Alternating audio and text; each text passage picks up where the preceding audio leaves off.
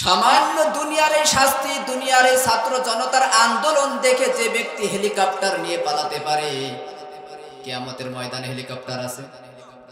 কথা বলেন না কেন? কিয়ামতের ময়দানে হেলিকপ্টার আছে। সামান্য দুনিয়াবী শাস্তির ভয়ে যদি কেউ হেলিকপ্টার নিয়ে পালায়, কিয়ামতের ময়দানে যখন জান্নাত থাকবে এক পাশে, জাহান্নাম থাকে এক পাশে, পায়ের নিচে তামার জমিন, তখন পালানোর জায়গা আছে। আল্লাহ নবী সাল্লাল্লাহু আলাইহি সাল্লাম বলেন, লা ইয়াকুদু কওমুন ইয়াযকুরুনাল্লাহ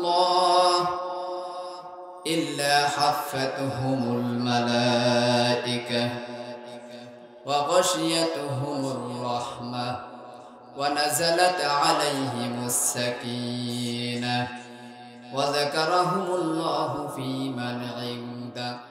বোঝেন আর না বোঝেন বলেন সুবহানাল্লাহ। বিশ্ব নবী সাল্লাল্লাহু আলাইহি ওয়াসাল্লাম বলেন, যখন কোন জনপদের মানুষ একত্রিত হয়ে এক জায়গায় বসে কোরআনের আলোচনা শুনবে, আল্লাহর স্মরণ করবে, ওই জায়গাটি ইল্লা হাফাতুহুমুল মালাইকা, আল্লাহ নবী বলেন ওই জায়গাটা ফেরেশতারা বেষ্টনী দিয়ে রাখেন। তাও সুবহানাল্লাহ বলুন না। শুধু কি তাই?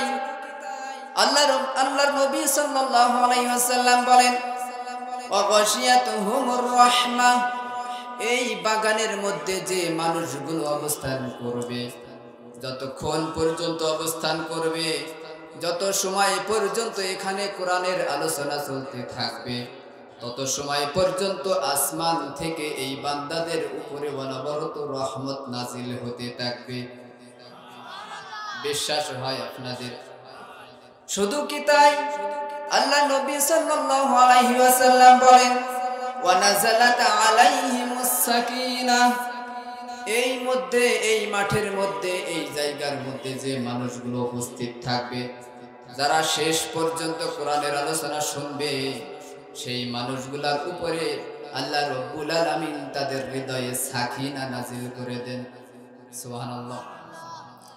বলতে পারেন হুজুর সাকিনা কি? সাকিনা কাকে বলে? সাকিনা মানে হলো প্রশান্তি। সাকিনা মানে কি? প্রশান্তি। সাকিনা মানে হলো সুখ। বন্ধু, সুখ, শান্তি, প্রশান্তি এটা আলাদা জিনিস। শান্তি এক জিনিস, সুখ আর এক জিনিস। এই মাঠের মধ্যে যারা উপস্থিত থাকবে, শেষ পর্যন্ত যারা কোরআনের আলোচনা শুনতে থাকবে, আল্লাহ নবী বলেন তাদের অন্তরের মধ্যে সুখ অনুভূত হবে। সুবহানাল্লাহ বলেন। তার মানে টাকা পয়সা থাকতে পারে, টাকা পয়সা, সম্পদ, ক্ষমতা, এইগুলা হারানোর ভয় আছে না নেই? হারানোর ভয় আছে।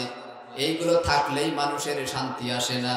টাকা পয়সা অনেক সময় অশান্তির কারণ। ঠিক না বেটি? একজন ব্যক্তি সারাদিন রিক্সা চালায়, সারাদিন রিক্সা চালিয়ে চালিয়ে কিছু টাকা উপার্জন করলো, বিবি বাল বাচ্চাদের জন্য কিছু আপনার খাবার দাবার ক্রয় করতে পারলো। পরের দিন সকালবেলায় সুস্থ অবস্থায় আবার রিক্সা কান নিয়ে বের হতে পারে।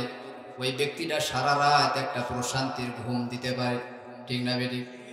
কিন্তু যার অনেক টাকা পয়সা আছে, যার টাকা পয়সা আছে, যার ব্যতিব্যস্ততা বেশি আছে, ব্যস্ততার ধর্মই হলো মানুষকে আরো অধিক ব্যস্ত করে তোলা। সম্পদের ধর্মই হলো মানুষকে আরো সম্পদের চাহিদা বানিয়ে দেওয়া। বন্ধু, এই সম্পদ, এই সন্তান, বিবি বাল বাচ্চা, এগুলো অনেক সময় অশান্তির কারণ হয়। এগুলো মানুষের মনে সাকিনা থাকে না। তাহলে সাকিনা হলো ওই জিনিস, যে জিনিস অন্তরের মধ্যে থাকলে শান্তি লাগে।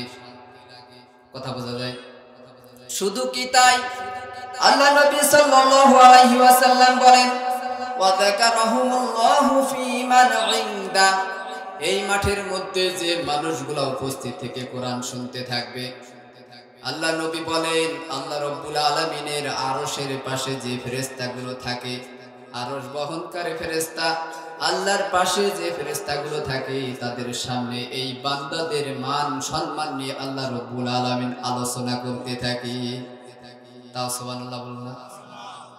সম্মানিত হাজিরিন, কোরআনের শ্রোতা হলো দুই রকম। কয় রকম? কথা বলতে হবে। কোরআনের শ্রোতা হলো দুই রকম। এক নম্বরের শ্রোতা হলো আল্লাহ রাব্বুল আলামিন সূরাতুল আনফাল, কোন সূরা? পবিত্র কোরআনের সূরা আনফাল। এই সূরার মধ্যে আল্লাহ নাজিল করেন 2 নম্বর আয়াত, ইন্নামাল মুমিনুনা আল্লাযীনা ইযা যুকিরাল্লাহ ওয়াজিলাত কুলুবুহুম ওয়া ইযা তুলিয়াত আলাইহিম আয়াতুহু যাদাতুহুম ঈমানা ওয়া আলা রাব্বিহিম ইয়াতাওয়াক্কালুন। আল্লাহ রাব্বুল আলামিন বলেন, নিশ্চয় আমার প্রকৃত মুমিন বান্দা তো তারা যাদের সামনে ইযা যুকিরাল্লাহ, যখন তাদের সামনে আল্লাহর স্মরণ করা হয়, আল্লাহর কথাগুলো বলা হয়, আল্লাহর কোরআনের আলোচনা করা হয়, ওয়াজিলাত কুলুবুহুম, তাদের অন্তরটা কেঁপে ওঠে। কি করে? অন্তর কেঁপে ওঠে, ভয়ে কেঁপে ওঠে, ঈমান বৃদ্ধি পায়। ওয়া ইযা তুলিয়াত আলাইহিম আয়াতুহু, যখন এই মানুষগুলোর সামনে কোরআনের আয়াতগুলো তেলাওয়াত করা হয়, যাদাতুহুম ঈমানা, আল্লাহ বলেন ওই বান্দাদের ঈমান আরো বৃদ্ধি হয়ে যায়। কথা বোঝা যায়? শুধু তাই নয়, ওয়া আলা রাব্বিহিম ইয়াতাওয়াক্কালুন, আল্লাহ রাব্বুল আলামিন বলেন এক পর্যায়ে এই বান্দাগুলা শুধুমাত্র একমাত্র মহাপরাক্রমশালী আল্লাহর কাছে ছাড়া দুনিয়ার আর কোনো মানুষের কাছে মাথা নত করে না। তাও সুবহানাল্লাহ বলুন। সম্মানিত হাজিরিন, এটা পেলাম এক শ্রেণীর মানুষ। আর এক শ্রেণীর মানুষ আছে যাদের সামনে কোরআন তেলাওয়াত করলে তাদের অন্তরের রোগ বেড়ে যায়। আছে না নেই? আল্লাহ নবী সাল্লাল্লাহু আলাইহি সাল্লাম বলছেন এরা হলো মুনাফিক। এরা কি? আল্লাহ বলছেন এরা মুনাফিক। এরা কি? আমি ওই যে বলছিলাম এখানে বসলে সাকিনা নাজিল হয়, অন্তরে শান্তি লাগে, রহমত নাজিল হয়। আমি আপনাদের সামনে প্রশ্ন করতে চাই, এই অঞ্চলে যদি 1 সপ্তাহ ধরে বৃষ্টি হয়, গাছগাছালি একটাও শুকনা থাকবে? কথা বলেন না কেন? সব ভিজে যাবে। কিন্তু প্রশ্ন করতে চাই বন্ধু, একান্ত আপন জেনেরা, বলেন তো কচুর পাতা ভেজবে কয়টা? ভেজবে? যদিও তার উপরে একটু পানি বাঁধে, টালমাটাল অবস্থায় থাকে, তার ভার সহ্য করতে পারে না, এক পর্যায়ে একদিকে মাথা কাট করে পানিটুকু ফেলে দিই। আছে না নেই? তাহলে এর মধ্যে এক শ্রেণীর মানুষ থাকবে যাদের সামনে কোরআনের আলোচনা করলে তাদের অন্তরের রোগ বেড়ে যায়, মনে করবে আমার দলের বিরুদ্ধে বলতেছে, এই বুঝি আমার নেত্রীর বিরুদ্ধে বললো, এই বুঝি আমার আদর্শের বিরুদ্ধে বললো। আছে না নেই?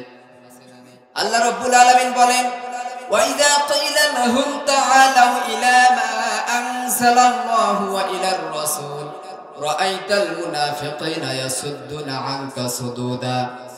সূরা নিসার 61 নম্বর আয়াত লিখে রাখবেন।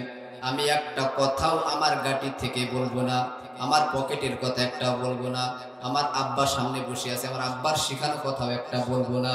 যে কথাগুলো বলবো প্রত্যেকটা কথা কোরআন এবং হাদিস থেকে মিলিয়ে নেবেন। সূরা নিসার 61 নম্বর আয়াতে আল্লাহ বলেন, যখন এদেরকে যখন বলা হয় আল্লাহ তার রাসূলের উপর যা কিছু অবতীর্ণ করেছেন তার উপরে ঈমান আনো, তার উপরে কি করো? ঈমান আনো। হে রাসূল, আল্লাহ তার রাসূলকে বলতেছেন, হে রাসূল আপনি তখন দেখবেন এই মুনাফিকরা দেখবে এরা তোমার দিক থেকে মুখ ফিরিয়ে দূরে সরে চলে যাচ্ছে, ওয়াসুদ্দুনা আনকা সুদুদা, কুনাকুনি হাঁটা দেবে। কথা ক্লিয়ার? আল্লাহ রাব্বুল আলামিন বলেন সূরা বানী ইসরাঈলের মধ্যে, ওয়া নুনাজ্জিলু মিনাল কুরআনি মা হুয়া শিফাআ ওয়া রাহমাতুল লিল মুমিনিন, আমি আল্লাহ কোরআন নাজিল করেছি যা সমস্ত মানুষের জন্য ঔষধ। সমস্ত মানুষের জন্য কি? কথা বলতে হবে। সমস্ত মানুষের জন্য ঔষধ। ওয়া নুনাজ্জিলু মিনাল কুরআনি মা হুয়া শিফা, শিফা মানে কি? ঔষধ, আরোগ্য, নিরাময়। আল্লাহ রাব্বুল আলামিন বলেন ওয়া রাহমাতুল লিল মুমিনিন, এবং যারা মুমিন তাদের জন্য হলো রহমত। তাও সুবহানাল্লাহ বলবো না? তাহলে সমস্ত মানুষের জন্য কোরআন হলো কি? ঔষধ। এই ঔষধ যারা গ্রহণ করবে, যারা সহ্য করবে, তারা হবে কি মুমিন। আর এই মুমিনদের জন্য হলো কোরআন কি? কথা বলেন না কেন? কোরআন হলো রহমত। বন্ধু, কোরআন যদি ঔষধ হয়, এই ঔষধ খাওয়ার শর্ত আছে না নেই? ঔষধ খাওয়ার শর্ত কি? ঔষধ খাওয়ার শর্ত হলো আপনাকে জীবিত থাকতে হবে। ঔষধ খাওয়ার শর্ত কি? আপনার পেটে গ্যাস্ট্রিক হয়েছে, মাথায় যন্ত্রণা, জ্বর হয়েছে, আপনি ডাক্তারের কাছে গেলে একটা ঔষধ ধরাই দেয়, প্যারাসিটামল, গ্যাসের যত ঔষধ আছে আপনাকে ধরাই দিল, কিন্তু শর্ত হলো আপনাকে জীবিত থাকাকালীন খেতে হবে। এখন আপনি যদি মারা যাওয়ার পর ওই ঔষধ, ওই ফার্মেসি সহ যদি পেটে গুলিয়ে আপনাকে খাইয়ে দেওয়া হয়, তা আপনি বেঁচে যাবেন? কোনো উপকার আছে? তাহলে কোরআন হলো জীবিত মানুষের জন্য। এই কোরআন আল্লাহ জীবিত মানুষের জন্য নাজিল করেছেন, কিন্তু জীবিত মানুষরাই কোরআনের কাছে যায় না, জীবিত মানুষরা কোরআন ধরে না, জীবিত মানুষরা কোরআন পড়তেও চায় না। বন্ধু, যখন এই মানুষটা কোরআন পড়ে না, কোরআন ধরেও না, কোরআন মানতে চায় না, কোরআনের আলোচনা শুনতেও চায় না, কোরআনের মধ্যে রাজনীতির গন্ধ খোঁজে, আছে না নেই? কোরআনের কথা বললে আমি এখান থেকে দলিল দিয়ে দিয়ে কথা বলবো, তাও বলবে রাজনীতি করতেছে। তার মানে তাদের চোখ কি, মুসির নজর সবসময় কোথায় থাকে? কথা বলেন না কেন? মুসির নজর সবসময় জুতার দিকে থাকে, ওর নজর সবসময় নিচের দিকে, উপর দিকে কখনো ওঠে না, সবসময় তাকায় সামনের দিকে, যারা যাচ্ছে দেখে যে তার জুতোর অবস্থা কি, ঠিক না বেঠিক? তাহলে যারা কোরআন বিরোধী লোক আছে, সে কথা সামনে আসতেছে। তাহলে কোরআন হলো আপনার জন্য ঔষধ, এটা খেতে হবে জীবিত থাকাকালীন। কিন্তু আপনি মারা যাওয়ার পর, মারা যাওয়ার সাথে সাথে হেফজখানা থেকে ছাত্রদেরকে ভাড়া করে এনে গোল করে বসিয়ে পড়ানো হয়, হয় কি হয় না? কোনো কাজে আসবে? কথা বলেন না কেন? যে ব্যক্তি জীবদ্দশায় কোরআন মানলো না, কোরআন পড়লো না, কোরআনের আইন দিয়ে রাষ্ট্র চলুক, এইটাও কে সে কখনো চায়নি, আছে না রে? ধর্ম নিরপেক্ষ মতবাদ প্রতিষ্ঠা করার জন্য জীবন যৌবন ধ্বংস করে দিয়েছে, জাতীয়তাবাদী আদর্শ প্রতিষ্ঠা করার জন্য জীবন যৌবন ধ্বংস করে দিয়েছে। আমি নাম ধরে বলি, এরশাদ চাচার আদর্শ প্রতিষ্ঠা করার জন্য জীবন যৌবন ধ্বংস করে দিয়েছে, এরকম পাবলিক আছে না নেই? বঙ্গবন্ধু শেখ মুজিবুরের আদর্শ প্রতিষ্ঠা করার জন্য জীবন যৌবন ধ্বংস করে দিয়েছে, এরকম মানুষ আছে না নেই? বন্ধু, শেখ হাসিনার আদর্শ, জিয়াউর রহমানের আদর্শ, আপনারা কষ্ট নেবেন না, আমি কোন দলের বিরুদ্ধে বলতেছি না, আদর্শ মতবাদের বিরুদ্ধে বলতেছি। আপনি করতে পারেন, আপনি করেন, গোল্লাই যান, আমার কেলা কাটান, কথা বলেন। আমি বলছি আপনি তো তাদের আদর্শ নিয়ে পড়ে আছেন, আপনি তো তাদের আদর্শ নিয়ে পড়ে আছেন। অনেক মানুষ আছে এই জীবন, এই বিধানগুলো প্রতিষ্ঠা করার জন্য জীবন দিয়ে দিয়েছে, আছে না নেই? বিগত সরকারের আমলে যারা বিরোধী দলের ছিল, মারা গেছে কিসের জন্য? ইসলামের জন্য সবাই মারা গেছে, কথা বলেন না কেন? জাতীয়তাবাদী আন্দোলন প্রতিষ্ঠা করার জন্য অনেক মানুষ জীবন দিয়েছে, দিয়েছে কিনা?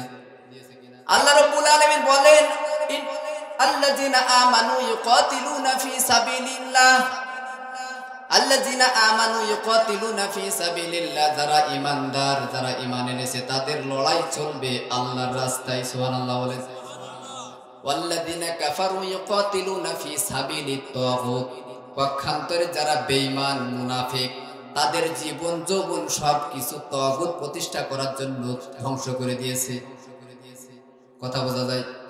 সম্মানিত হাজিরিন, তাহলে কোরআন নাজিল হয়েছে, কোরআন নাজিল হয়েছে আপনাকে জীবদ্দশায় পরিবর্তন করার জন্য, কিন্তু আপনি মারা যাওয়ার সাথে সাথে, আপনি কোরআন মানলেন না, মারা যাওয়ার সাথে সাথে আপনার 1000 টাকা দিয়ে কাবা ঘরের ইমাম সাহেবকে এনেও যদি জানাজা পড়ানো হয়, দোয়া করানো হয়, কোনো কাজে আসবে? কথা বলেন না কেন? তাহলে কোরআন জীবদ্দশায় মানতে হবে। এখন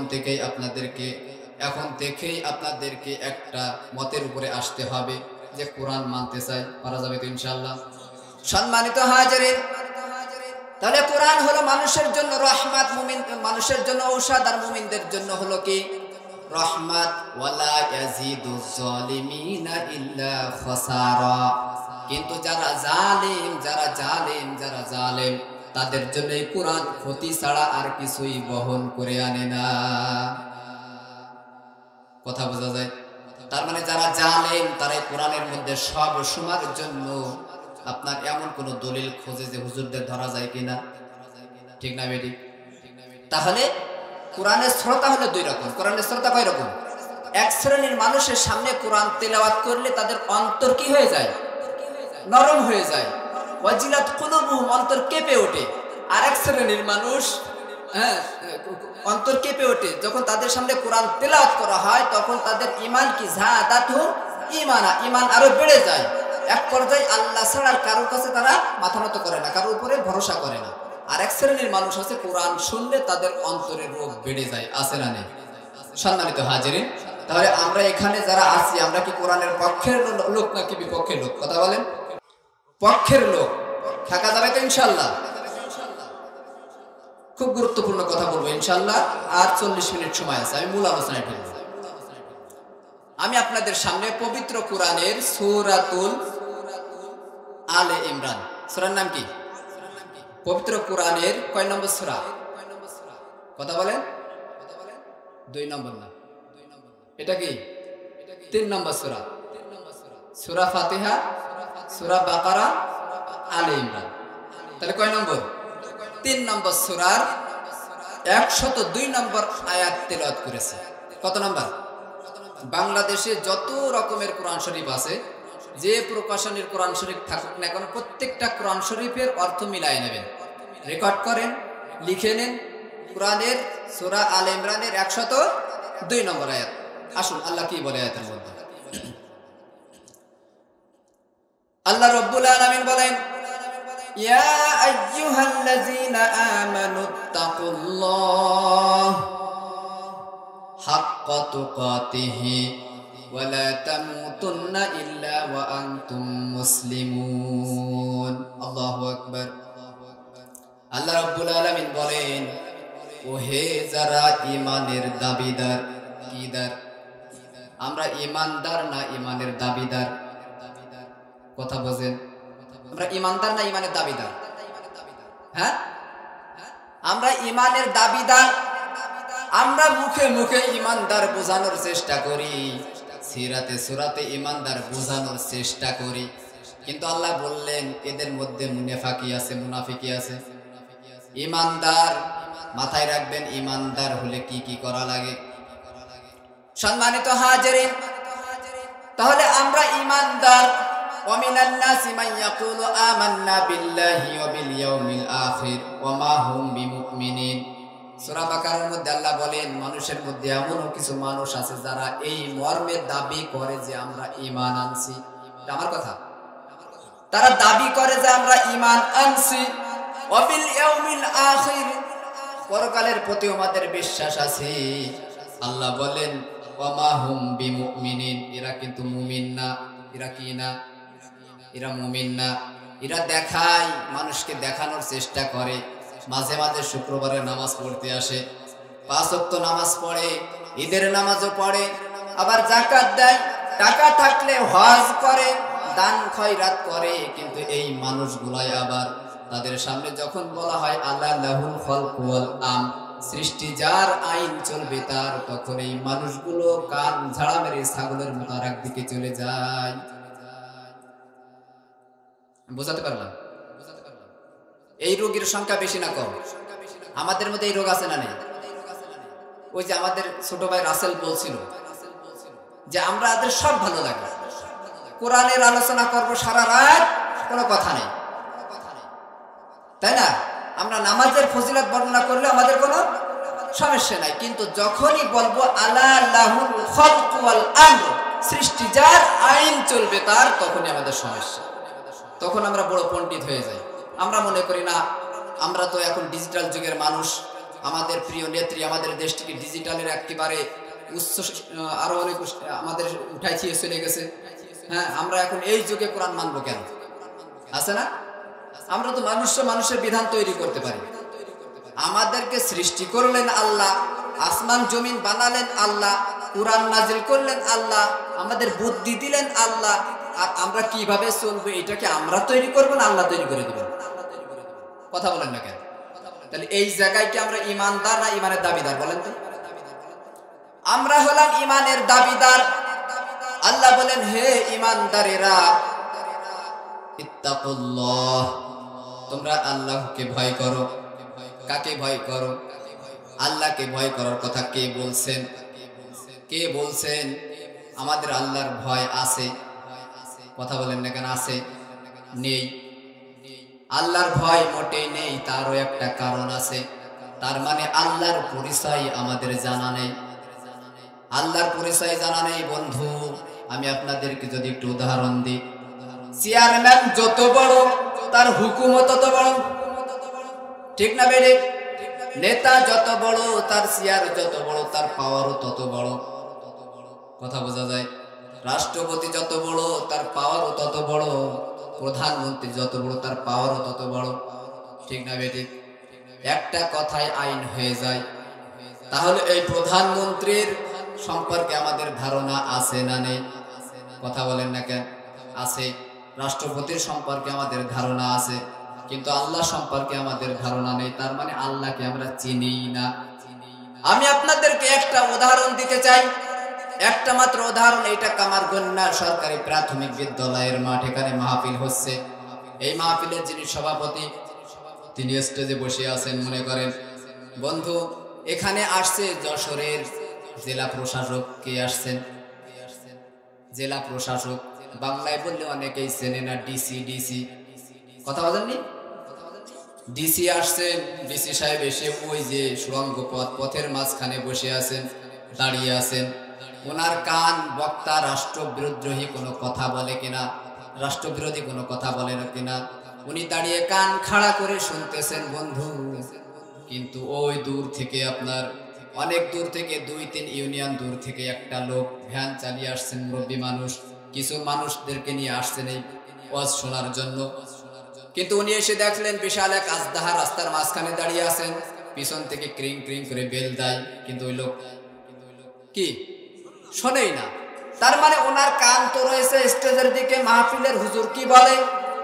ওই যে বলছিলাম, মুসির নজর কোন দিকে? জুতার দিকে। ওনার নজর হলো এই দিকে। পিছন থেকে ওই লোক তো আস্তে আস্তে রাগ বাড়তেছে না কমতেছে? রাগ বাড়তে বাড়তে এক পর্যায়ে উনি রাগ হয়ে গেছে। এই মিয়া, আপনি সরেন না কেন? এই মিয়া, আপনি সরেন না কেন? কত সময় ধরে বেল দিচ্ছি, আপনার কানেই যায় না? আপনি সরেন না, রাস্তার মাঝখানে দাঁড়িয়ে আছেন, আপনার কোনো কাণ্ড জ্ঞান নাই? কথা বলছেননি? এখন যখন চিল্লে পাল্লা শুরু হয়ে গেছে, তখন সভাপতি সাহেব চিন্তা করলে যে কিসের জ্ঞান তামাশা, একটু যেয়ে দেখে আসে। এখন সভাপতি সাহেব যাই দেখে যে যশোরের ডিসি সাহেব। কে? যশোরের ডিসি সাহেব। যাই বলছে, আরে ইনি তো পূর্ব পরিচিত।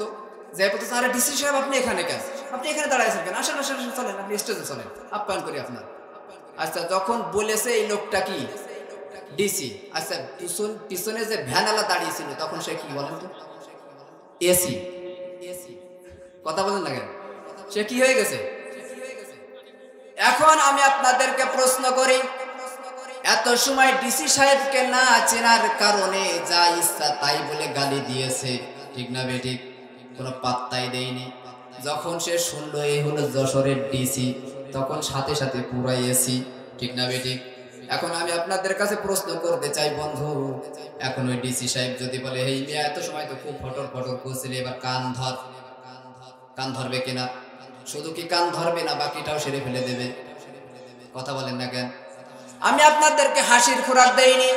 এখানে একটা শিক্ষা হলো, ডিসি সাহেবকে যতক্ষণ পর্যন্ত ওই ভ্যানওয়ালা চিনতে পারেনি ততক্ষণ পর্যন্ত যা ইচ্ছা তাই গালি দিয়েছে। যখন সে চিনতে পেরেছে যে যশোরের ডিসি, তার ক্ষমতা সম্পর্কে তার জানা হয়ে গেছে, ঠিক না বেঠিক?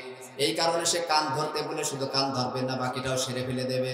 আমার কাছে কথা হলো, আমরা যদি আল্লাহকে চিনতাম, আল্লাহর পাওয়ার সম্পর্কে যদি জানতাম, আল্লাহ কি করতে পারেন আর কি করতে পারেন না, এমন কিছু আছে? আল্লাহ কি করতে পারেন না? কোন ইমানদারকে আল্লাহ জাহান্নামে দিতে পারেন না। কথা বলেননি? আল্লাহ কোন ইমানদারকে জাহান্নামে দিতে পারেন না। তাহলে আল্লাহর ওয়েট সম্পর্কে, আল্লাহর পাওয়ার সম্পর্কে, আল্লাহর ক্ষমতা সম্পর্কে যদি আমাদের জানা থাকতো, আমরা অপরাধ করছি, অপরাধের শাস্তি কি হবে, শাস্তি কি দিতে পারেন, এই সম্পর্কে যদি আমাদের জানা থাকতো, তাহলে আমরা নামাজ পড়ার জন্য ওয়াজ করা লাগতো। কথা বলেন না কেন? ফজরের আজান শোনার সাথে সাথে আল্লাহু আকবার যখন কানের মধ্যে চলে আসতো, সাথে সাথে কিন্তু আমাদের আল্লাহর ক্ষমতা সম্পর্কে জানা হয়ে যেত। আল্লাহু আকবার মানে কি? কথা বলেন না কেন? আল্লাহু আকবার মানে হলো আল্লাহ সব চাইতে বড়। তুই যে এখন ঘুমাচ্ছিস কম্বলের মধ্যে, এই ঘুমানোর চাইতে এখন আল্লাহর হুকুমে সাড়া দিয়ে মসজিদে যে 2টা সিজদা দিয়ে এখন সব চাইতে বড়। কথা বোঝা যায়? আপনি অফিসে কাজে আছেন, এই কাজের মধ্যে থাকা অবস্থায় আল্লাহু আকবার যখন কানের মধ্যে চলে আসবে, আল্লাহর পাওয়ার, আল্লাহর ক্ষমতা সম্পর্কে আপনার জানা হয়ে যাবে। সাথে সাথে কাজ বাদ দিয়ে আপনি নামাজে ছুটে যাবেন। কথা বোঝা যায়? সম্মানিত হাজিরিন, আপনি মাঠের মধ্যে কাজ করতেছেন, দুপুর হয়ে গেছে, আজান হয়ে গেছে। আজান হওয়ার সাথে সাথে আল্লাহু আকবারের আওয়াজ যখন কানের মধ্যে চলে আসবে, আসার সাথে সাথে আপনি কাজ ফেলে রেখে আল্লাহর ডেকে সাড়া দিবেন। এইটা মানে হলো আল্লাহু আকবার, আল্লাহ সবচেয়ে বড়। কথা বোঝা যায়? তাহলে আল্লাহর ভয় আমাদের মধ্যে আছে?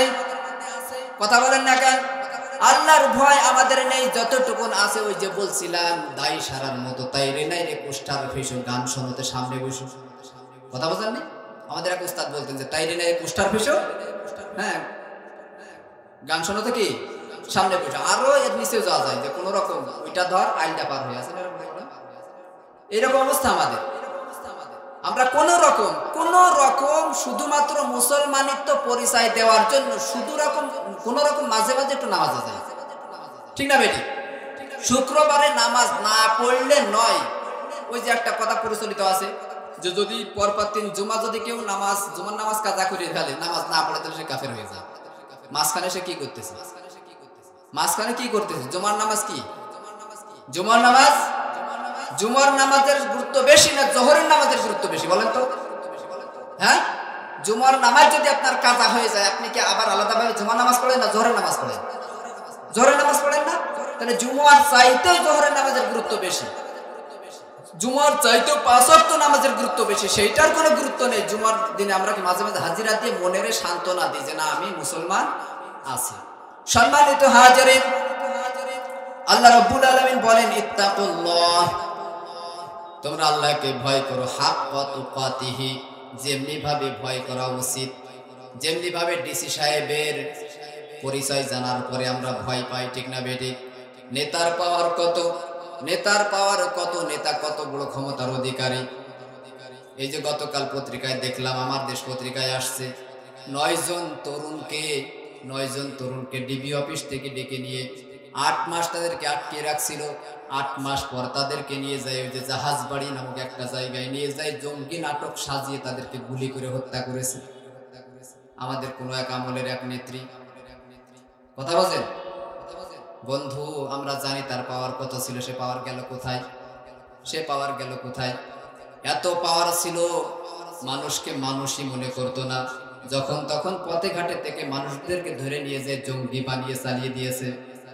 কথা বোঝেন? পাওয়ার কত, সে পাওয়ার গেল কোথায়?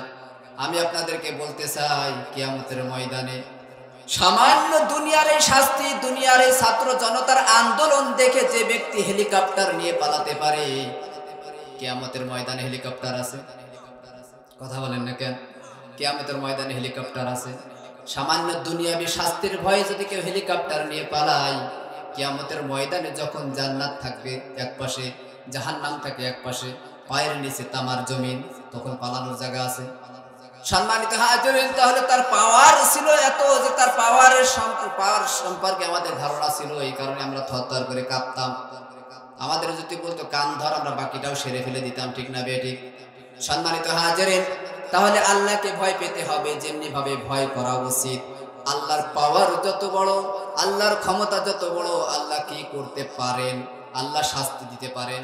কবরে শাস্তি দিবেন, জাহান্নামে শাস্তি দিবেন, ফুলসিরাতে শাস্তি দিবেন, মিজানের দাড়ি পাল্লায় আমাদেরকে কি হেনস্থা করবেন। সম্মানিত হাজিরিন, আল্লাহ রাব্বুল আলামিনের এই ক্ষমতা যাদের জানা আছে, তারা আল্লাহকে যথাযথভাবে ভয় করে। কথা বোঝাতে পারলাম?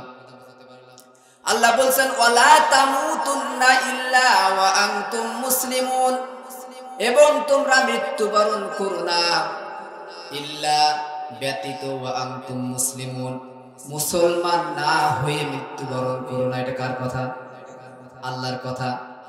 তাহলে আমরা মুসলমান না বেঈমান? কথা বলেন না কেন? এখন আমরা যে মুসলমান আছি, এখন যারা মনে করতেছি, আমি এখন যদি এই আলোচনা শুরু করে দেই, কোরআন থেকে হাদিস থেকে যদি বলতে থাকি, 1 ঘন্টা বলার পরে আপনাদের মনে হবে আমি মুনাফিক, আমার আব্বা মুনাফিক, মনে হবে আমার দাদা মুনাফিক, আমার 14 গোষ্ঠী ধরে সব মুনাফিক। শুরু করব।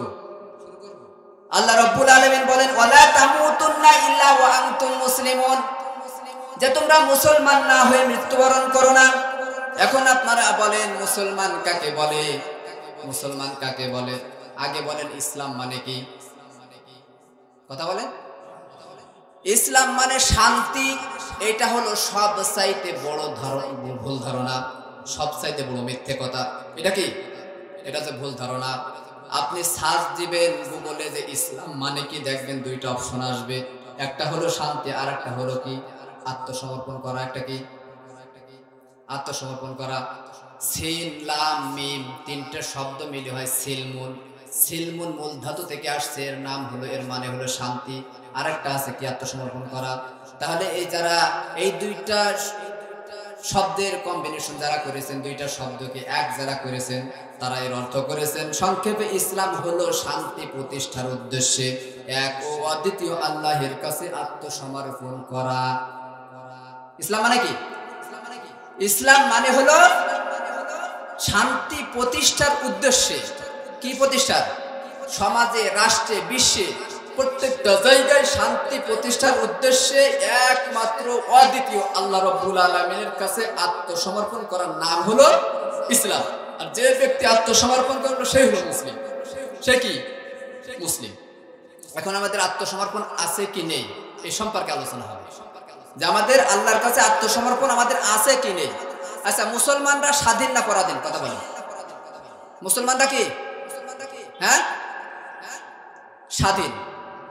কথা বলেননি? মুসলমানরা কি স্বাধীন? মুসলমান কখনো স্বাধীন হতে পারে না। মুসলমান যে হবে, যে নিজেকে মুসলিম দাবি করবে, সেই পরাধীন। সে কি? সে পরাধীন। কার কাছে? আল্লাহর কাছে পরাধীন। আল্লাহর কাছে কি? পরাধীন। স্বাধীন ব্যক্তি, যে ব্যক্তি স্বাধীন, সে যা ইচ্ছা তাই করতে পারে। কথা বলেননি? সে দিনকে রাত বানাতে পারে, রাতকে দিন বানাতে পারে, সাধারণ মানুষকে জঙ্গি বানাতে পারে, জঙ্গি ধরে নিয়ে এসে ছাত্র মানে যারা সোনার ছেলে ছিল তাদেরকে ধরে নিয়ে এসে সোনার ছেলে উপাধিও দিতে পারে। কথা বলেননি? যে ব্যক্তি স্বাধীন মনে করে নিজেকে, কিন্তু আমরা কি স্বাধীন? আমাদের নাটাই কার হাতে? কার হাতে? আল্লাহর হাতে। মনে করতে হবে যে আপনাকে উড়ার সুযোগ দিয়েছেন কে, কিন্তু নাটাই রয়েছে কার হাতে? যতই আপনি আকাশে উড়ে এরকম দুলিয়ে দুলিয়ে উঠতে থাকেন না কেন, আপনি যদি মনে করেন যে আমি জীবনে আর মালিকের কাছে ফিরবো না, যদি মনে করেন, এটা কি কোশ্চেন কালেও সম্ভব? কোরআনের সব আয়াতকে আপনি অস্বীকার করতে পারেন, কিন্তু একটা আয়াতের উপরে সমস্ত মানুষ একমত, সেটা হলো কুল্লু নাফসিন যায়িকাতুল মাউত। প্রত্যেক প্রাণীকে মৃত্যুর স্বাদ গ্রহণ করতেই হবে। এখন কোন ঘুড়ি যদি সুতো কাটা হয়, তাহলে তার অবস্থা কি হয়? কথা বলেন না কেন?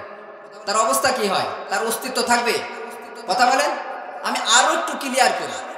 মনে করেন নদীর মধ্যে যদি আপনাকে ছেড়ে দেওয়া হয়, খরস্রোতা নদী, প্রচুর স্রোত, এই স্রোতের মধ্যে আপনাকে যদি ছেড়ে দেওয়া হয়, তাহলে আপনার ওই নদী থেকে উঠে আসার জন্য আপনাকে কি করতে হবে বলেন তো? হাত পা নাড়াইতে হবে, পা ব্যবহার করতে হবে, হাত পা গায়ের সমস্ত শক্তি দিয়ে আপনাকে চেষ্টা করতে হবে নদীর কিনারে আসার জন্য। এখন আপনি যদি মনে করেন চার হাত পা চারদিকে দিয়ে আহা কি আনন্দ, আকাশে বাতাসে ছাড়িয়ে দিলেন, নদী আপনাকে কি করবে বলেন তো? চাঁদপুরের ত্রিমোহনায় নিয়ে যাবে। কথা বোঝেননি? ওইখানে নিয়ে যে আপনাকে ওই যে ত্রিমোহনা স্রোতের মধ্যে যদি আপনাকে একবার ফেলে দেয়, পশ্চিম কালেও সেখান থেকে আপনি উঠে আসতে পারবেন না।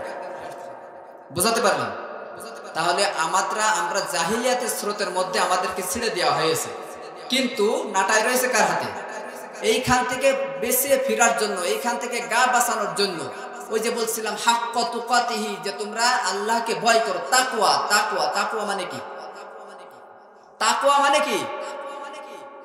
হযরত ওমর রাদিয়াল্লাহু তাআলা আনহু সাহাবীর কাছে জিজ্ঞাসা করেছেন যে ভাই তাকওয়া মানে কি? বলতেছে আমিরুল মুমিনিন, তাকওয়া হলো যে আপনি কখনো এমন কোন পথ দিয়ে হেঁটেছেন যে পথের মাথার উপরে কাটা। মাথার উপরে কি? কাটা। ডান সাইডে কি? কাটা। বাম সাইডে কি? কাটা। পায়ের নিচে পিছলো জায়গা, আচ্ছা বলেন তো, আপনাকে যদি এইরকম কোনো কণ্টকাকীর্ণ পথে ছেড়ে দেওয়া হয়, যার এদিকে হাত নাড়াইলে কাটা বিঁধবে, বাম দিকে হাত নাড়াইলে কাটা বিঁধবে, মাথার উপরে উঁচু করলে কাটা বিঁধবে, আবার পা যদি আপনি সাবধানে চলাচল না করেন তাহলে পড়ে যাওয়ার সম্ভাবনা আছে, এই পথে আপনি কিভাবে হাঁটবেন? হ্যাঁ, আমিরুল মুমিনিন বললেন, আল্লাহ নবীর সাহাবী, এইরকম পথ দিয়ে যখন আমি হাঁটবো, তখন হাঁটার সময় অবশ্যই চেষ্টা করব যে আমার জন্য ডান দিক থেকে কাটা না ফোটে, আবার চেষ্টা করব বাম দিক থেকে যেন কাটা না ফোটে, মাথার দিক থেকে যেন কাটা না ফোটে, পা পিছলে না যায়, সর্বশক্তি দিয়ে নিজেকে বাঁচিয়ে বাঁচিয়ে চলার চেষ্টা করব। সাহাবী বললেন, আমিরুল মুমিনিন, এইটাই হলো তাকওয়া। এইটা কি? তাকওয়া। তাহলে আমরা দুনিয়ার মধ্যে আমাদেরকে কণ্টকাকীর্ণ পথের মধ্যে ছেড়ে দেওয়া হয়েছে। একদিকে ধর্মনিরপেক্ষ মতবাদ, আর একদিকে জাতীয়তাবাদী মতবাদ, একদিক থেকে সুদের আলোচনা, একদিক থেকে সুদখোর ঘুষখোর, একদিক থেকে দুনিয়াদারি, সব দিক থেকে আমাদের কাটাগুলো এরকম কি আমার দিকে তাক করে আছে। আমরা এমন একটা পথ দিয়ে হাঁটতেছি, এই আমরা যদি এই পথে যদি নিজেকে বাঁচিয়ে না চলার চেষ্টা করি, তাহলে আমাদেরকে ধর্মনিরপেক্ষ মতবাদে আমাদেরকে আঁকড়ে ধরবে, জাতীয়তাবাদী আন্দোলনে আমাদেরকে আঁকড়ে ধরবে, আমাদেরকে বিভিন্ন মানুষের তৈরি করা কার্ল মার্কস, লেনিন, হেগেল, মাও সেতুং, ম্যাকাইভার, এদের আদর্শ প্রতিষ্ঠা করার জন্য আমরা জড়িয়ে যাব। কথা বোঝাতে পারলাম? তাহলে এদের থেকে বেঁচে থাকার জন্য আপনাকে অবশ্যই চেষ্টা করতে হবে। শুধুমাত্র একমাত্র আল্লাহ রাব্বুল আলামিন ছাড়া দুনিয়ার আর কোনো মানুষের কাছে আমরা মাথা নত করব না। এইটা হলো তাকওয়া। এটা কি? তাহলে মুসলমান মানে হলো মুসলমান হলো আত্মসমর্পণকারী। তাহলে মুসলিম হতে হলে আমাদেরকে কি করতে হবে? মুসলমান যদি আপনি নিজেকে দাবি করেন, ওই যে বলছিলাম, আমি আলোচনা করলে বুঝতে পারবেন যে আমি মুনাফিক, আমার আব্বা মুনাফিক, আমার দাদা মুনাফিক, আমার 14 গোষ্ঠী সব মুনাফিক। এখান থেকে শুরু হলো, মাথায় রাখবেন। 1 নম্বর দলিল হলো আল্লাহ রাব্বুল আলামিন সূরা বাকারার 208 নম্বর আয়াতে বলেন, ইয়া আইয়ুহাল্লাযীনা আমানু দুখুলু ফিস সিলমি কাফা ওয়ালা তাত্তাবিউ খুতুওয়াতিশ শাইতান ইন্নাহু লাকুম আদুউম মুবিন। আল্লাহ রাব্বুল আলামিন বলেন, হে ঈমানদারগণ, ইসলামের মধ্যে পুরোপুরি প্রবেশ করো। আমানু দুখুলু ফিস সিলমি কাফা, ইসলামের মধ্যে পুরোপুরি প্রবেশ করো, পুরোপুরি মুসলমান হয়ে যাও, পুরোপুরি আত্মসমর্পণকারী হয়ে যাও। আমি যদি আপনাদেরকে বলি, পুলিশে যখন ধরে তখন আমরা আত্মসমর্পণ করি কি করি না? একজন ব্যক্তি অপরাধী, পুলিশে খুঁজে খুঁজে পাই না, তখন সে যদি মনে করে আমি আদালতে গিয়ে আত্মসমর্পণ করব, আত্মসমর্পণ করা মানে হাত উঁচু করে দেওয়া, ঠিক না বেঠিক? হাত উঁচু করে দাঁড়িয়ে যাওয়ার সাথে সাথে তখন যদি আপনাকে পুলিশে গ্রেফতার করে, গ্রেফতার করার সাথে সাথে আপনি যদি বলেন আমি আত্মসমর্পণ করলাম, কিন্তু আমার হাতে কি বিড়ি লাগাইতে পারবেন না, আত্মসমর্পণ হলো? কথা বলেন না কেন? আপনি যদি আত্মসমর্পণ করার পরে যদি বলেন আমাকে রিমান্ডে নিতে পারবেন না, আত্মসমর্পণ করে হলো? আত্মসমর্পণ মানে হলো আমরা এতদিন যা করেছি, চুরি করেছি, রাহাজানি করেছি, ডাকাতি করেছি, জনগণের টাকা মেরে খেয়েছি, রূপপুরের 500 কোটি ডলার মেরে খেয়েছি। ওই যে গতকালকে দেখলাম নিউজে, টিউলিপ সিদ্দিকী, প্রিয় নেত্রীর বোনের মেয়ে, আপনার 500 কোটি ডলার না, 59,000 কোটি টাকা রাশিয়ার কাছ থেকে ঘুষ খাওয়ার কারণে সে মন্ত্রিত্ব হারাতে বসেছে। কত কোটি টাকা? আচ্ছা, লিগালি হিসেব করলে কয়টা পদ্মা সেতু হবে? হ্যাঁ, লিগালি যদি আপনি হিসাব করেন, কম করে 10টা পদ্মা সেতু খেয়েছে। কয়টা পদ্মা সেতু? সম্মানিত হাজিরিন, আমি যদি নিজেকে পরাধীন মনে করি, আত্মসমর্পণ যদি মনে করি, আমি যদি আল্লাহর কাছে যদি নিজেকে সঁপে দিই, তাহলে আমার আর কোনো স্বাধীনতা থাকতে পারে না। এর জন্য আল্লাহ বলছেন ইসলামের মধ্যে পুরোপুরি প্রবেশ করো, উদখুলু ফিস সিলমি কাফা। এখন আমি আপনাদেরকে বলি, ইসলামের মধ্যে আমরা পুরোপুরি প্রবেশ করতে পারছি? কথা বলেন না কেন? পারিনি। আমরা যখন মশারির মধ্যে ঢুকি, এক পা বের করে রাখি, কথা বলেন না কেন? ভাত খাওয়ার সময় অর্ধেক খেয়ে উঠে আসি। আচ্ছা, আমার কথা ভালো লাগতেছে না? আপনাদের সাড়া দিচ্ছেন না কেন? দেখো দিন না, আমি আপনাদেরকে বিপদে ফেলাচ্ছি না। আমি বলছি কোন দল, কোন মতের বিপক্ষে বলবো না, আপনি বুঝে নেবেন। আচ্ছা, এই কথাগুলো কি আমি একটাও বানানো কথা বলছি? হ্যাঁ, আচ্ছা, যুক্তি আছে না নেই? কোরআনের দলিল আছে না নেই? তাহলে আমরা অপরাধী? অপরাধী না? আমরা অপরাধী না? মুমিনের কাজ হলো এক কান দিয়ে শুনবে, মাঝখানে রেখে দেবে। আর মুনাফিকের কাজ কি? আচ্ছা, মুনাফিক শব্দটা কোন থেকে আসছে একটু বলি। মুনাফিক শব্দটা আসছে নাফাকুন মূল ধাতু থেকে, নুন ফা কফ। কিসের থেকে আসছে? নাফাকুন থেকে, নুন ফা কফ। এর অর্থ হলো সুড়াঙ্গ। এর অর্থ কি? সুড়াঙ্গ। নাফাকুন শব্দের অর্থ হলো সুড়াঙ্গ। সুড়াঙ্গ কাকে বলে? যার এক পাশ দিয়ে ঢোকা যায় আর এক পাশ দিয়ে ফরফর করে বের হয়ে চলে যায়, এটার নাম কি? সুড়াঙ্গ। আর যেটা আপনার এক পাশ দিয়ে ঢোকা হয় আর এক পাশ ছিদ্র, মাঝখানে থেকে যেতে হয়, সেটাকে কি বলে? গর্ত, গুহা। কথা বুঝলেন? তাহলে মুমিন যে ব্যক্তি সে হবে গুহার মতো, আর যে মুনাফিক সে সুড়াঙ্গের মতো। বলে হুজুর আপনার কথা শোনার জন্য আমার দুই কানই খোলা, তার মানে এই কান দিয়ে ঢুকবে আর এই কান দিয়ে বেরোয় যাবে। এটা হলো মুনাফিকের স্বভাব। এটা কিসের স্বভাব? মুনাফিকের স্বভাব। আর মুমিনের স্বভাব হলো হুজুর আপনি যা বলবেন সব আমার মাথায় থাকবে। আপনি যা বলবেন কি মাথায় থাকবে। এখন কেউ যদি মনে করেন ওই যে আমার বিপক্ষে বলতেছে, আসলে আপনাকে বাঁচানোর চেষ্টা করছে। কথা বলেননি? আমি আপনাকে বাঁচানোর জন্য আসছি। আপনি জাহান্নামের খাদে দাঁড়িয়ে আছেন, যখন তখন আপনি জাহান্নামের মধ্যে পড়ে যেতে পারেন। আমি আপনাকে বাঁচানোর জন্য আসছি। কথা ক্লিয়ার? এই জন্য কেউ কষ্ট নেবেন না। কথাগুলো বাড়ির বালিশে মাথা দিয়ে আপনারা একটু বোঝার চেষ্টা করবেন যে আমি কথাগুলো কি বলছি। তাহলে ইসলামের মধ্যে পুরোপুরি প্রবেশ করতে হবে।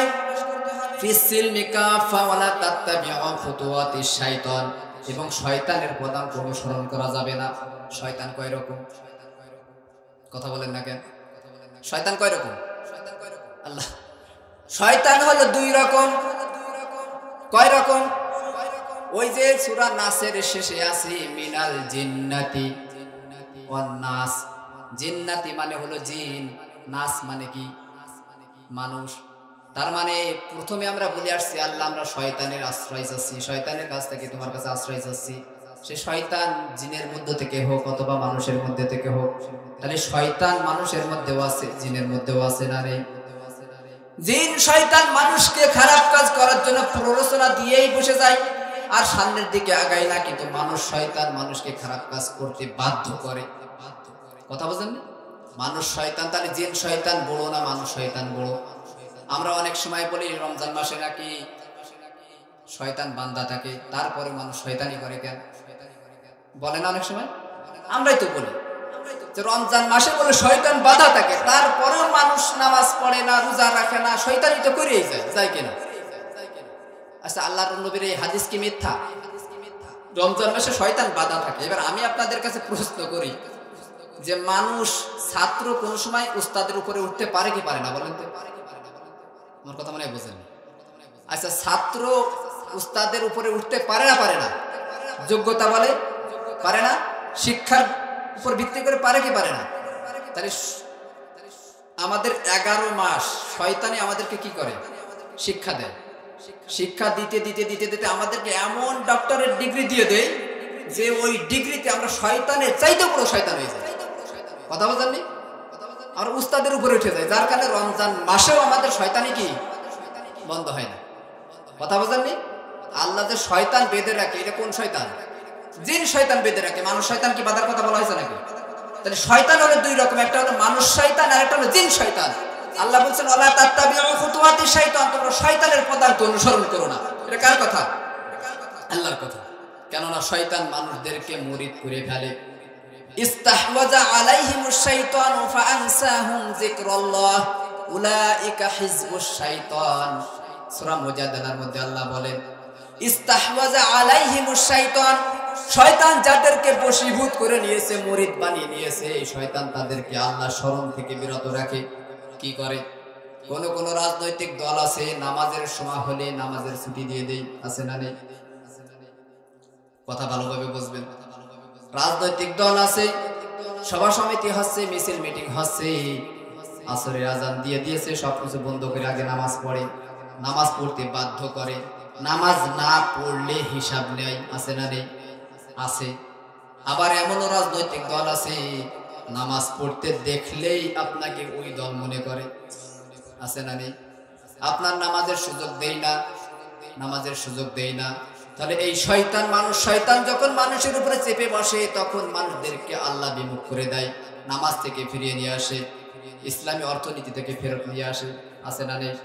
সম্মানিত হাজিরিন, আল্লাহ বলেন ইস্তাহওয়াযা আলাইহিমুশ শাইতানু ফাআনসাহুম যিকরাল্লাহ, শয়তান যাদেরকে বশীভূত করে নিয়েছে, মুরিদ বানিয়ে নিয়েছে, ফাআনসাহুম যিকরাল্লাহ, এই শয়তান মানুষদেরকে আল্লাহর জিকির থেকে গাফেল করে দেয়। উলাইকা হিজবুশ শাইতান, এরা হলো শয়তানের দল। এরা কিসের দল? কথা বলেন না কেন? এরা হলো শয়তানের দল।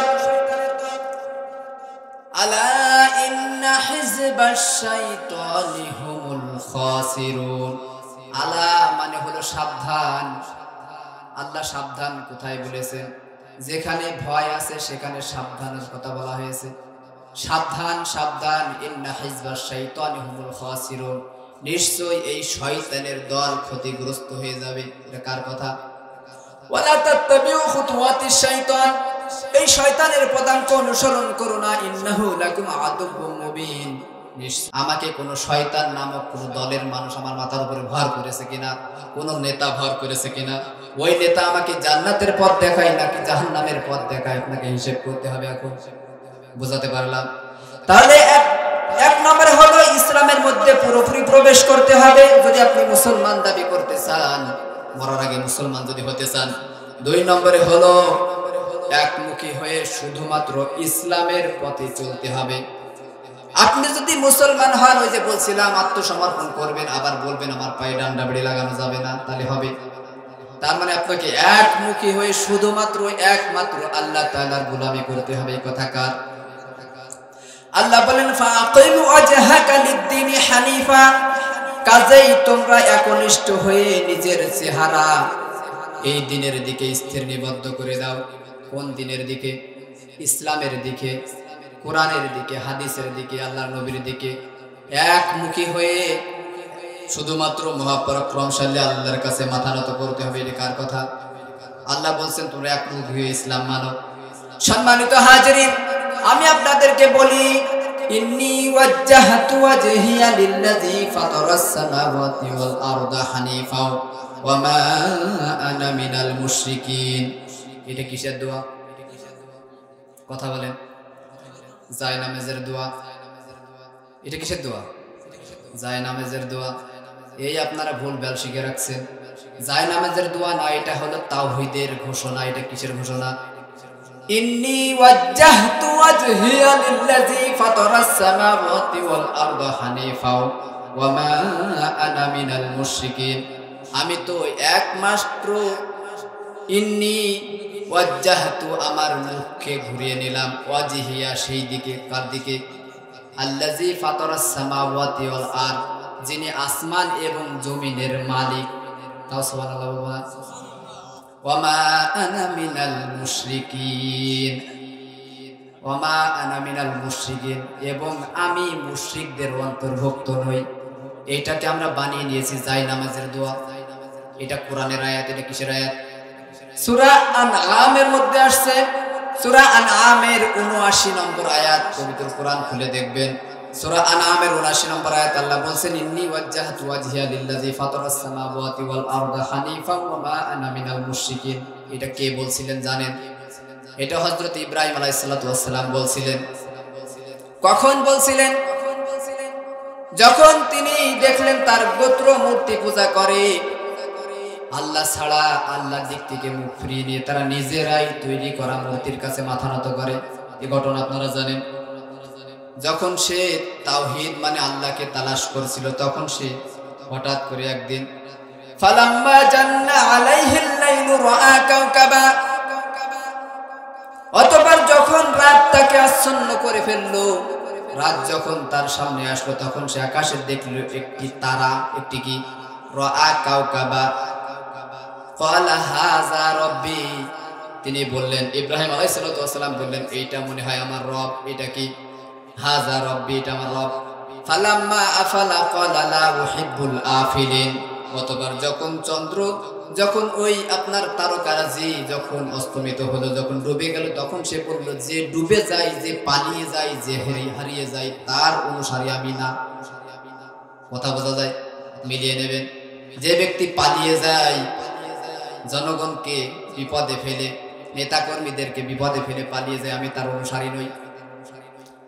কিছুক্ষণ পরে দেখলেন ফালাম্মা রাআল কমারা বাযিগান ক্বালা হাযা রাব্বি, যখন তারকারাজি ডুবে গেল আকাশে দেখলো তার চাই একটু বড় একটা চাঁদ উঠেছে। ইব্রাহিম আলাইহিস সালাতু ওয়াস সালাম বললেন হাযা রাব্বি, এটা মনে হয় আমার রব। অতঃপর চাঁদ যখন ডুবে গেল তখন সে বলল যা ডুবে যায়, আমি তার থেকে সে আমার রব হতে পারে না। অবশ্যই আমার আল্লাহ যদি আমাকে পথ না দেখাতেন তাহলে আমি গোমরাহীদের অন্তর্ভুক্ত হয়ে যেতাম। আবার সকাল বেলায় যখন দেখলেন ফালাম্মা রাআশ শামসা বাযিগাতান ক্বালা হাযা রাব্বি, আবার যখন দেখলেন আসমানে বিরাট বড় একটা সূর্য উঠেছে, তারকার চাইতে চাঁদের চাইতে এই সূর্যটা অনেক বড়। যখন সূর্য দেখলেন তখন বললেন এইটা তাহলে আমার রব। হাযা রব্বি হাযা আকবার, যেহেতু এটা সবার চাইতে বড়, আকবার মানে কি বড়, যেহেতু এটা সব চাইতে বড়, এটা মনে হয় তাহলে আমার রব। আবার সন্ধ্যার সময় যখন ফালাম্মা আফালা যখন সেটা আবার ডুবে গেল, ক্বালা লা ইল্লাম ইয়াহদিনি রব্বি লা আকুনান্না মিনাল কওমিদ দাল্লিন, সে তখন বলল আমার রব যদি আমাকে হেদায়েতের পথ না দেখাতেন তাহলে আমি গোমরাহীদের দলে হয়ে যেতাম। তাহলে প্রথম দেখলো একটা কি তারকারাজি দেখে বলল এটা আমার রব। সে যখন ডুবে গেল উঠলো চাঁদ দেখে বললো এটা মনে হয় তাহলে আমাকে শান্তি দিতে পারবে, এটা আমার রব। যখন দেখলো না এটাও ডুবে গেল, আবার যখন দেখলো একটা সূর্য উঠেছে এটা সব চাইতে বড়, বললে এইটাই মনে হয় আমাকে শান্তি দিতে পারবে, এইটা মনে হয় সমাজ ব্যবস্থায় চালু করলে আমরা শান্তি পাবো। যখন সেইটাও হারিয়ে গেল তখন তিনি কি করলেন, তখন বললেন ইন্নী ওয়াজ্জাহতু ওয়াজহিয়া লিল্লাযী ফাতারাস সামাওয়াতি ওয়াল আরদা হানিফাম ওয়া মা আনা মিনাল মুশরিকিন, আমি তো একনিষ্ঠভাবে নিজের মুখ সেই সত্তার দিকে ফিরিয়ে নিয়েছি যিনি আসমান জমিন সৃষ্টি করেছেন। সুবহানাল্লাহ বলেন। তার মানে চন্দ্র আমার রব হতে পারে না, তারকা আমার রব হতে পারে না, সূর্য আমার রব হতে পারে না, আমার রব একমাত্র মহাপরাক্রমশালী আল্লাহ রাব্বুল আলামিন। এই বলে তিনি নিজের মুখটাকে ঘুরে নিলেন কার দিকে? আমরা এটাকে জায়নামাজ দোয়া বানিয়ে দিয়েছি। এটা হলো তাওহীদের একত্ববাদের ঘোষণা, আল্লাহর একত্ববাদের ঘোষণা, আল্লাহর বড়ত্বের ঘোষণা। এইটাকে আমরা নামাইতে যাই নামাজের দোয়া বানিয়ে এক পাশে রেখে দিয়েছি, ঠিক না বেঠিক? এইটার মানে হলো ইন্নী ওয়াজ্জাহতু পড়া মানে একটু বলবো এটার মানে কি বলার দরকার আছে, শোনারও দরকার আছে। সম্মানিত হাজিরিন, ইন্নী ওয়াজ্জাহতু ওয়াজহিয়া লিল্লাযী ফাতারাস সামাওয়াতি ওয়াল আরদা হানিফা ওয়া মা আনা মিনাল মুশরিকিন, তার মানে হলো ইন্নী ওয়াজ্জাহতু আমি মুখ ফিরে নিলাম কোন দিকে? তার মানে যারা বলে ধর্ম যার যার উৎসব সবার, আমি তাদের দলে নেই। কথা বলেন না কেন? ইন্নী ওয়াজ্জাহতু মানে হলো আমি সেই দিক থেকে মুখ ফিরিয়ে নিয়েছি, তাদের থেকে মুখ ফিরিয়ে নিয়েছি যারা বলে ধর্ম যার যার উৎসব সবার। কথা বোঝা যায়? যারা বলে কোরআন শেখালে আমি তাদের সাথে নেই। ইন্নী ওয়াজ্জাহতু মানে হলো তাই। কথা ক্লিয়ার? সম্মানিত হাজিরিন, এই কথাগুলো বলে শেষ করে দিব। যারা বলে কোরআন শেখালে আমি তাদের সাথে নেই, যারা বলে ইসলাম পালন করতে হলে সৌদি আরব চলে যাও আমি তাদের সাথে নেই, এরকম কথা বাংলাদেশে হয়েছে না? কথা বলেন না কেন? আমি তাদের সাথে নেই। যারা বলে আমি শরিয়া আইনে বিশ্বাস করি না, ওই যে একটা দলের মহাসচিব কিছুদিন আগে বলেছে আমি শরিয়া আইনে বিশ্বাস করি না, আবার সে মুসলমান। কথা বলেন না কেন? আমি শরিয়া আইনে বিশ্বাস করি না, আমি তাদের সাথে নেই। ইন্নী ওয়াজ্জাহতু আমি আল্লাহর দিকে মুখ ফিরিয়ে নিলাম। যারা কার্ল মার্কস, লেনিন, হেগেল, মাও সেতুং, ম্যাকাইবারের আদর্শ প্রতিষ্ঠা করার জন্য জীবন যৌবন বিসর্জন দিয়ে দেয়, আমি তাদের সাথে নেই। কথা বলেন না কেন? ইন্নী ওয়াজ্জাহতু আমি আল্লাহর দিকে মুখ ফিরে নিলাম, আমি তাদের সাথে নেই। সম্মানিত হাজিরিন, আমি আরেকটু যদি আপনাদেরকে বোঝানোর চেষ্টা করি, এখন আমাদেরকে ইন্নী ওয়াজ্জাহতুর শিক্ষা নিতে হবে। পারা যাবে তো? ইন্নী ওয়াজ্জাহতু মানে হলো আমি ওই যে ইব্রাহিম আলাইহিস সালাম যেমনি ভাবে তারকা দেখছিলেন, চন্দ্র দেখছিলেন, সূর্য দেখছিলেন, আমি আপনাদেরকে বলি আমরাও এক সময় ৭১ থেকে ৭৫ পর্যন্ত শাসন ব্যবস্থা দেখেছি কিনা? কথা বলেন না কেন? আমরা জিয়াউর রহমানের আদর্শ শাসন ব্যবস্থা দেখেছি, আমরা ইরশাদের শাসন ব্যবস্থা দেখেছি, আমরা খালেদা জিয়ার শাসন ব্যবস্থা দেখেছি, আমরা জননেত্রী শেখ হাসিনার শাসন ব্যবস্থা আমরা দেখেছি, ঠিক না বেঠিক? এখন আমরা এই দিক থেকে মুখ ফিরিয়ে নিলাম, এখন আমরা দেখতে চাই আল কোরআন দিয়ে শাসন ব্যবস্থা পারা যাবে তো? কথা বলেন না কেন? এই জায়গায় আমাদের ঈমানটা একেবারে কি, এই জায়গায় আমরা মুসলমান থাকতে পারি না। এই জায়গায় আমাদের মধ্যে কুরকুরনি শুরু হয়ে যায়। ওই যে বলছিলাম মুসির নজর সবসময় জুতার দিকে থাকে। এখন বলবে আমি বোধহয় রাজনীতি করতেছি। এটা কি রাজনীতির কথা? এটা যুক্তির কথা, এটা ঈমান নীতির কথা। যে নীতি আপনাকে জাহান্নাম থেকে বাঁচিয়ে জান্নাতের মধ্যে ঢুকিয়ে দিবে, সেই নীতির কথা আমি আপনাদেরকে বলছি। তাহলে পারা যাবে তো? এখন যদি আপনাদেরকে বলা হয় কোরআনের পক্ষে একটা ভোট দিতে হবে, পারা যাবে তো? তার মানে হলে ইন্নী ওয়াজ্জাহতু, আমি সব দিক থেকে মুখ ফিরিয়ে নিলাম, এখন দেখতে চাই 56,000 বর্গ মাইলের মধ্যে কোরআনের আইন দিয়ে রাষ্ট্র চালাতে হবে। পারা যাবে তো? এইদিকে আমাদের সমর্থন থাকতে হবে। বন্ধু, আমরা সব দেখেছি, আমাদের সব দেখা শেষ। এখন দেখব আল্লাহ নবী 10 বছর কোরআন দিয়ে রাষ্ট্র পরিচালনা করেছিলেন এবং গ্যারান্টি দিয়েছিলেন আমার যুগটা হলো স্বর্ণযুগ। সুবহানাল্লাহ বলেন। খায়রুল কুরুনি করনি, আমার যুগটা হলো সর্বোত্তম যুগ। সুবহানাল্লাহ বলেন। আমার পরে আমরা সাহাবা আজমাইনের আমার খোলাফায়ে রাশিদিনের 32 বছরটা হলো স্বর্ণালী যুগ। আমরা এখনো দেখতে চাই, বলতে চাই আমরা 53 বছরে দেখেছি ধর্মনিরপেক্ষ মতবাদ দিয়ে রাষ্ট্র পরিচালনা করতে, আমরা দেখেছি জাতীয়তাবাদী আদর্শ দিয়ে রাষ্ট্র পরিচালনা করতে, আমরা দেখেছি কার্ল মার্কস, লেনিন, হেগেল, ম্যাকাইভারের আদর্শ দিয়ে রাষ্ট্র পরিচালনা করতে। এখন আমরা দেখতে চাই কোরআন দিয়ে আমরা রাষ্ট্র পরিচালনা করবো। পারা যাবে তো ইনশাআল্লাহ?